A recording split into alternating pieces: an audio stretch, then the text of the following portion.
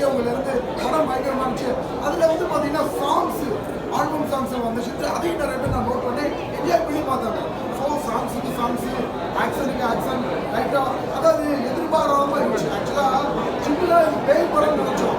அதையும் தாண்டி உள்ளுக்குள்ள ஒரு த்ரில்லர் சப்ஜெக்ட் உள்ளுக்குள்ள வந்து பார்த்தீங்கன்னா அது எதிர்பார்க்காத ஃபர்ஸ்ட் ஹாஃப்க்கு அப்புறம் செகண்ட் ஹாஃப் பயங்கர எதிர்பார்க்க வச்சு எதிர்பார்க்காத